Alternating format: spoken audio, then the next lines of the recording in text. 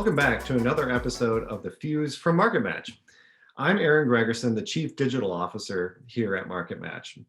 Today, we're going to dive into a topic that is both important in the world of digital marketing, but is often very overlooked. Now, before we get started today, I do want to remind everybody that this episode of The Fuse, as well as all of the other episodes of The Fuse, can be found at our website at marketmatch.com/knowledge center. And while you're there, you can always check out our white papers, case studies, and other blog posts that we have with tons of information for today's modern marketer. So, okay, let's go ahead and get started with our topic today. Today, we're going to be talking about using analytic models in digital marketing. And I know that sounds about as interesting as watching paint dry, but stick with me, it does get better here. At the core of it, using analytic models in the digital space helps us understand our customers better so that we can do a better job of marketing directly to them. Because of course, our goal with marketing in today's world is to get as close to that one-to-one marketing approach as we can. Of course, there are some challenges that we need to address before we start talking about the actual analytic models themselves. So let's define some of those today. First, we want to know where our business is coming from as digital marketers. It's very important for us to get an understanding of how people are interacting with our brand. And speaking of interacting with our brand, we also need to understand where consumer behavior is at when they are interacting with our brand. So basically, we want to know how many times they come back to our website. Are they clicking on our ads? Do they find us visually appealing? That sort of thing. And the reason for all of this is because we as financial institutions don't operate in that quote unquote shopping cart world. We have consumers that do a lot of research before they press that apply now button for a loan, or they choose to open up an account with us or become a new member of our credit union. It's not just a one-click turnover in today's internet world. And so we have to operate under the assumption that there are going to be many touch points and many interactions with one consumer addressing our brand before a decision is made as to what they're going to do with us. So let's take a look at what these analytic models are. There are 5 primary analytic models in digital marketing, and they are first click, last click, linear, time decay, and position-based. Using one or more of these models in your marketing campaigns and for your conversion actions will dictate which marketing tactic you are using gets credit in the end for our ultimate goal, which is to have a conversion or the sale or the apply for the loan or the new account.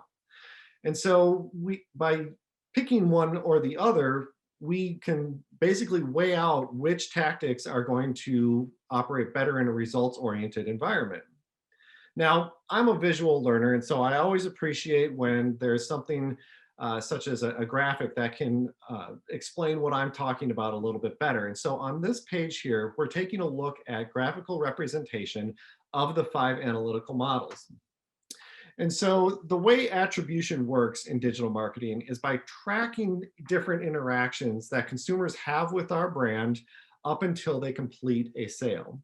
So whether or not they're interacting with search marketing, banner ads, social media posts, or coming directly to our website, we want to understand what they're doing before they click that button to apply now or open that new account.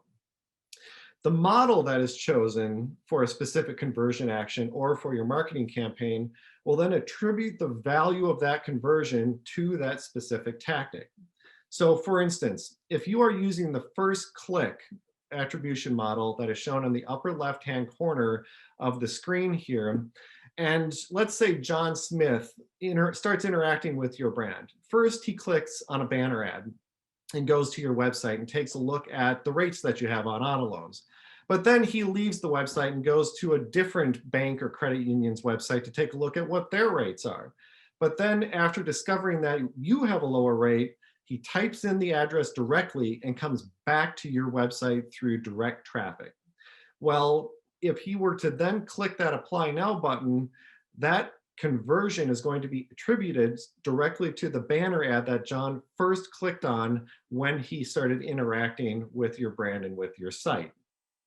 So you can see that there are going to be some consequences of choosing one or conversion attribution model over the other.